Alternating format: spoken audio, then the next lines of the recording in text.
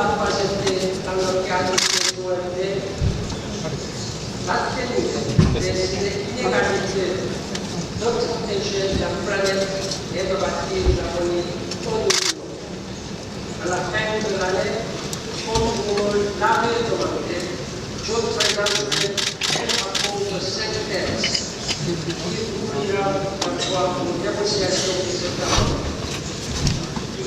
Excellencies, ladies and gentlemen, transformation is our goal. I can think of no better place to start than with wars and shattering cities for women and girls. Stereotypes continue to be deeply entrenched. Look at any crisis, from poverty to disease to illiteracy, and and noise, suffering the most. We can forgive 100% of the world's potential by excluding 50% of the world's people. Climate action is integral to all our goals. 3 days ago in the streets of our city here, I joined hundreds of thousands of people in marching for a cleaner, greener future. They sent a powerful message to the leaders, offering patience but also opportunity. Yesterday's climate summit was a landmark event. We saw a great together of countries, capital, CEOs, and citizens. Participate for the coalitions took unprecedented action to reduce emissions, build resilience, and finance the transformation of our economies and societies. We must convert this moment in the meaningful universal climate agreement in Lima this December and in Paris next year. As one of the banners in the marches said, we have a what must be done. One thing is crucial for the credibility of the climate and the post-2015 development.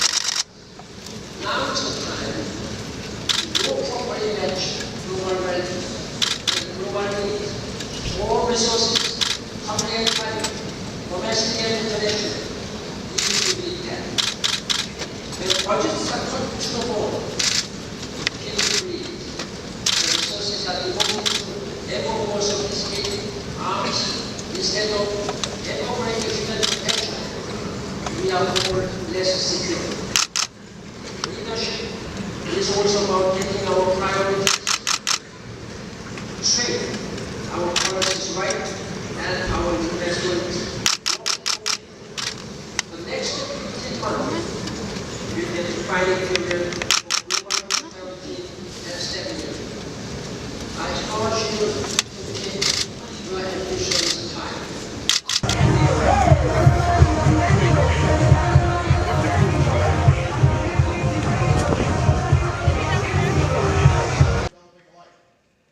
Nobody gets pets. The emerging economies that have experienced some of the most dynamic growth in recent years have also emitted rising levels of carbon pollution. It is those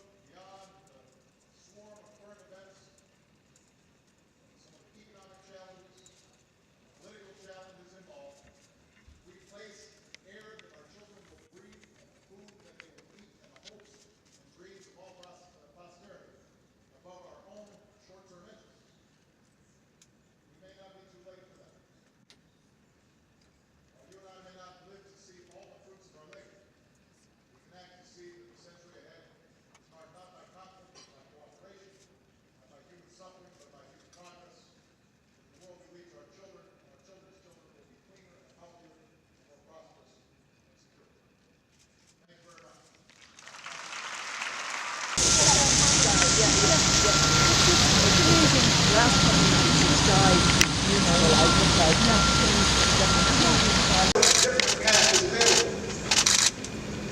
That's diplomacy, peace, the ideal this institution is designed to uphold.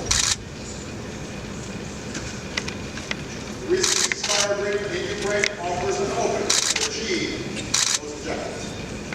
If Russia takes that path that for centuries of the post-Cold War period resulted in prosperity for the Russian people. And we will lift our sanctions and welcome Russia's role in addressing climate challenges. After all, that's what the United States and Russia have been able to do in the past years, from reducing our nuclear stockpiles, meeting our obligations under the Nuclear Non-Proliferation Treaty, to cooperating to remove and destroy serious nuclear chemical weapons. That's the kind of cooperation we are prepared to pursue again, if Russia changes course.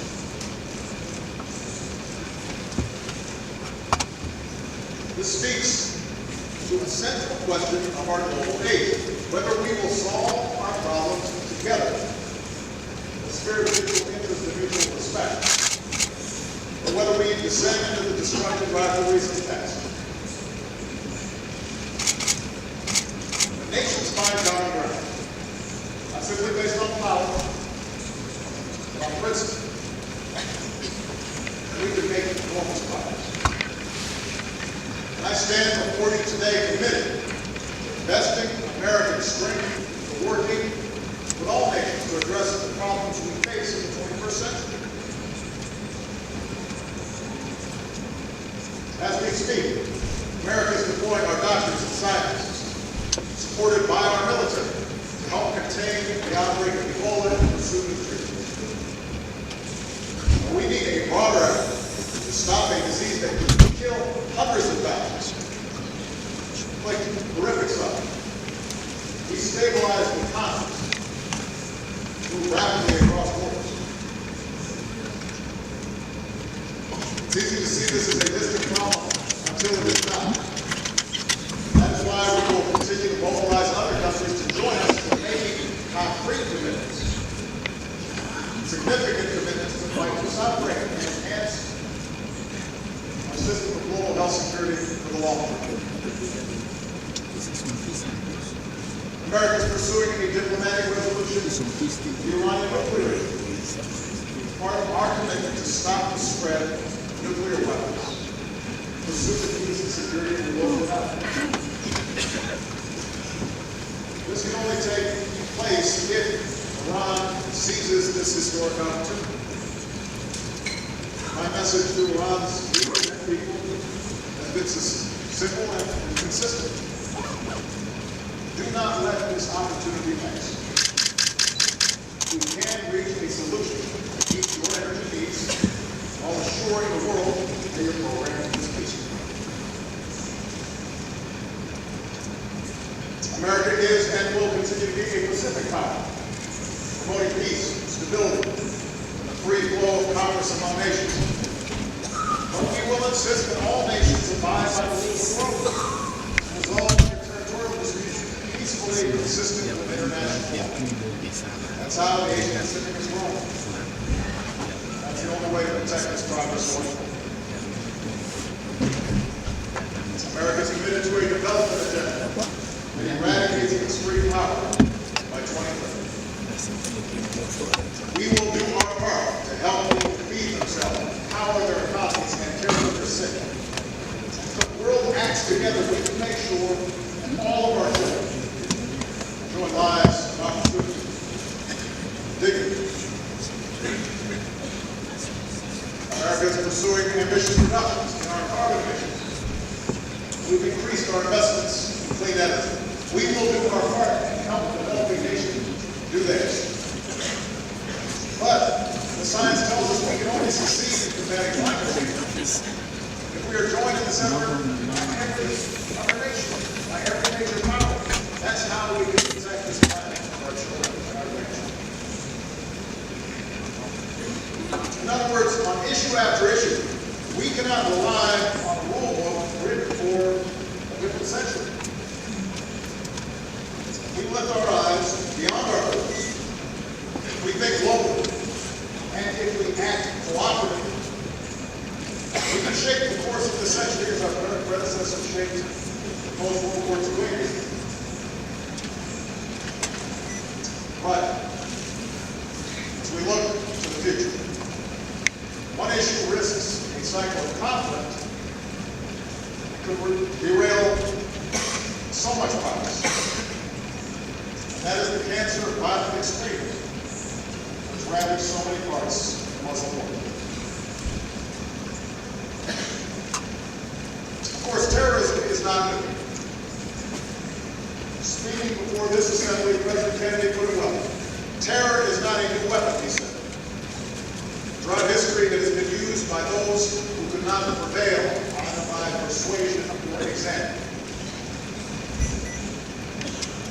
In the 20th century, terror was used by all manner of groups who failed to come to power in public school.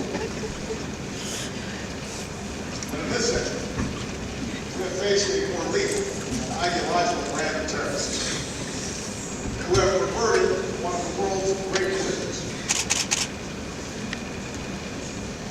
Access to technology that allows small groups to do great harm. They have embraced a nightmarish vision that would divide the world into adherents and infidels, killing as many innocent civilians as possible, employing the most brutal methods to intimidate people within their communities. I have made it clear that America will not base our entire foreign policy on reacting to terrorism. Instead, we waged a focused campaign against Al-Qaeda and its associated forces, taking out their leaders, denying them the safe havens they rely on. At the same time, we have reaffirmed again and again that the United States is not and never will be at war with Islam. Islam teaches peace. Muslims the world over aspire to live with dignity and a sense of justice. When it comes to America and Islam, there is no us, and then there is only us, because millions of Muslim Americans are part of the fabric of our country. So we reject any suggestion of a clash of civilizations.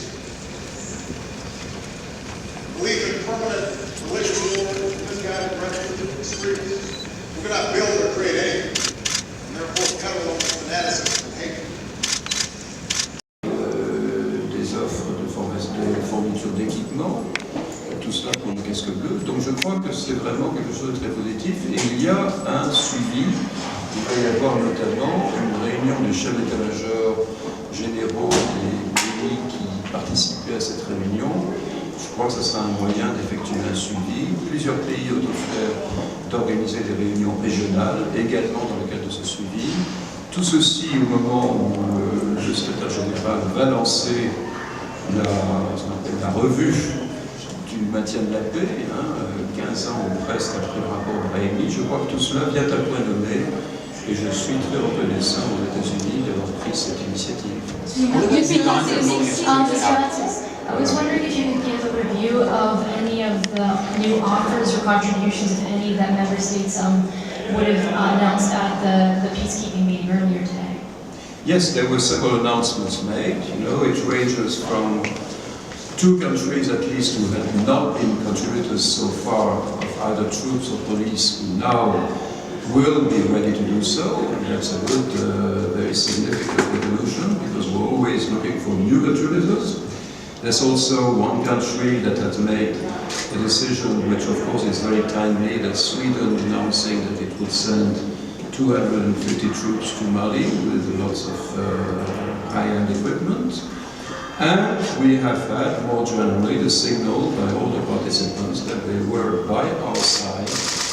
They were deciding to continue supporting peacekeeping in the political sphere, and for many of them to make concrete contributions either in terms of equipment or of training or of regional initiatives, and that at a time when we are getting started, almost getting started on the review of peacekeeping that was decided by the Secretary General. I think this is all very timely, and I'm very satisfied and very grateful to the United States for taking that initiative, which was a good one. What about Uganda pulling its troops out of the mission? Thank you.